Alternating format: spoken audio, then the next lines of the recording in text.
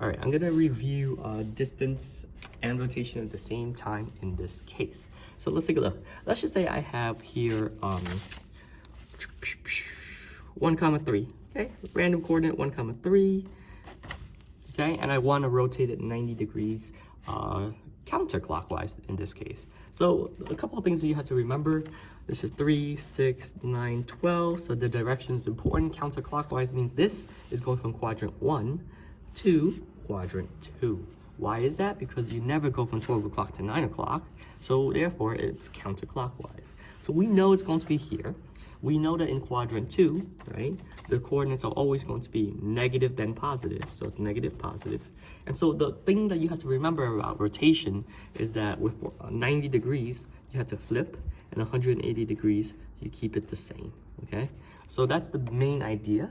And so because I know this is, and I told you guys that's 90 degrees counterclockwise, we are going to do 90 degrees here. And you guys could test it out, right? If you don't remember, test it out for yourself. You could see, is it 1 comma 3 or is it going to be 3 comma 1? Which one, if you connected this dot to the origin, right? And this dot, any of these two to the origin, which one's going to make a 90 degree? The intuitive answer would be 3 comma 1. So then you could really apply it universally and say, oh yeah, with 90 degrees you flip, with 180 degrees, you'll keep it the same. So here, this coordinate will be specifically negative 3 comma 1 because it's got to be negative positive, okay? Negative 3 comma 1. Okay, so that's how you rotate. This is how we always done rotation. Now the next thing is, you guys got to figure out what the distance is between this, okay? So I'll draw in purple right here. We need to know the distance of this line.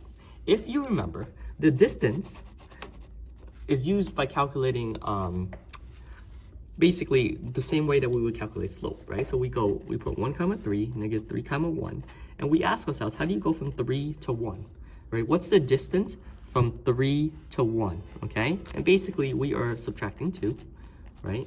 And then what's the distance from 1 to negative 3? From 1, which is this point, all the way to negative 3, which is here. Well, we're basically subtracting 4, okay?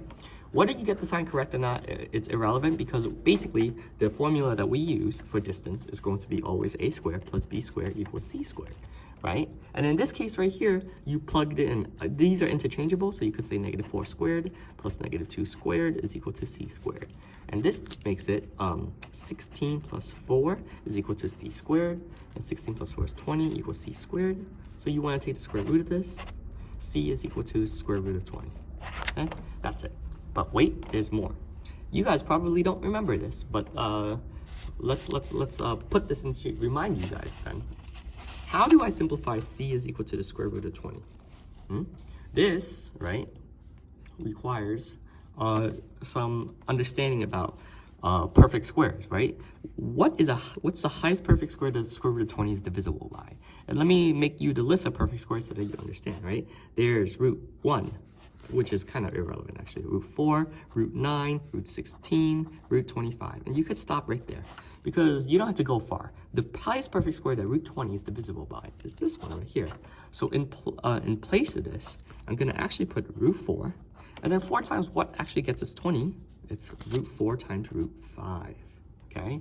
And from here, you gotta ask yourself, what is the square root of 4? What does this actually simplify to? It only simplifies to 2. So your final answer is 2 root 5, just like that.